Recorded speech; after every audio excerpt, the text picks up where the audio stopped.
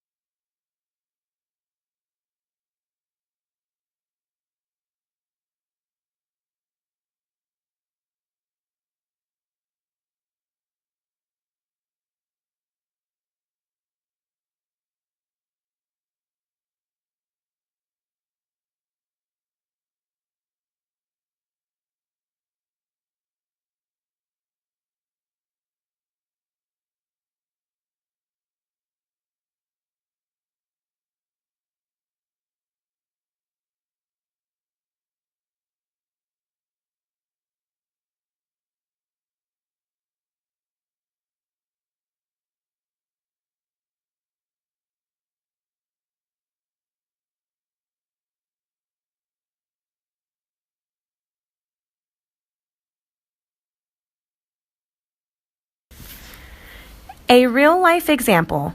Henrietta Lacks was diagnosed with cervical cancer and died in 1951. Her doctor found Henrietta's cells to be immortal, meaning they don't die after divisions. Researchers isolated her cells, continuously multiplied it, and experimented with them for many, many years. Up until recently, this was done without her and her family's consent. Henrietta's cells were used for cancer, AIDS, gene mapping, and other diseases that are included in over 11,000 patents, and none of which compensates Henrietta nor her family.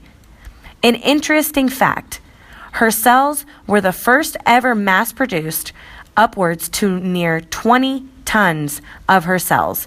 20 tons!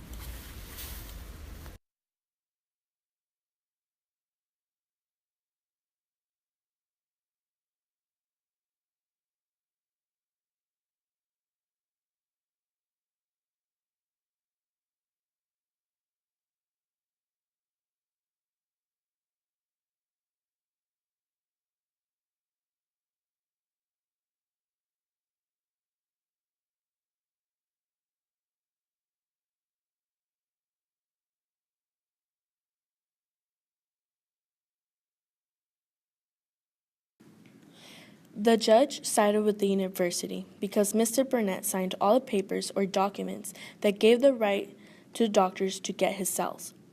Since the cells would be for something good and for they can test it on things that might benefit the world, the judge didn't mind to give the right to the university.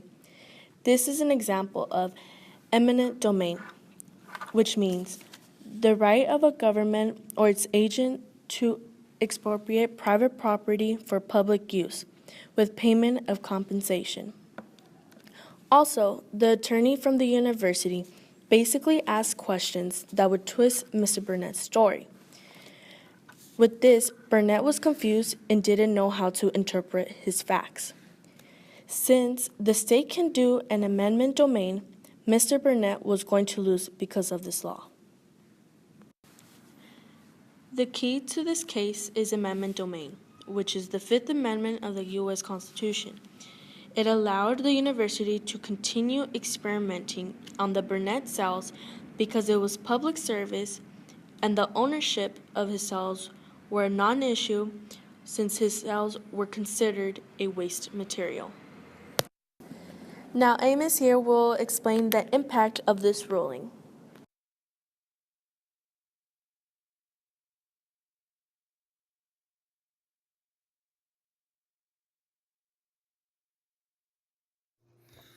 Spoilers.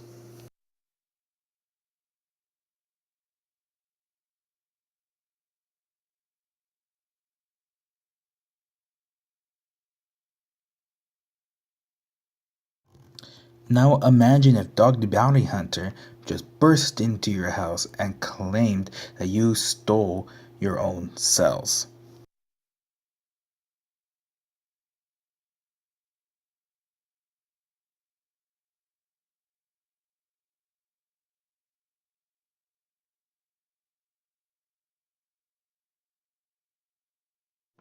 Now, since you don't have the right to own your own discarded tissue or blood, but yet you still have to take ownership of what happens to those cells?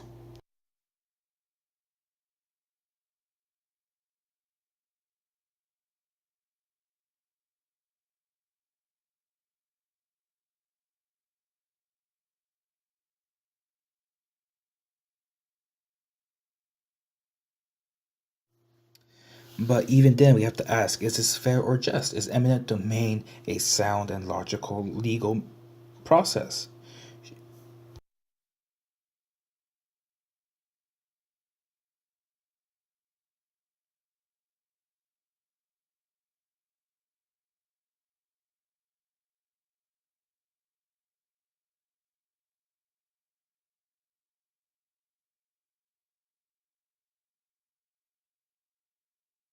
Currently, as the system stands, we will now have to ask ourselves questions of how much do we actually own of our own body?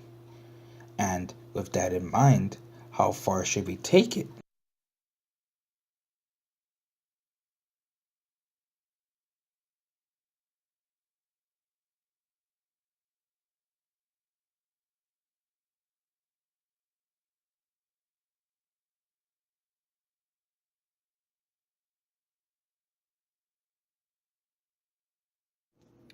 Well, my opinion on the matter is,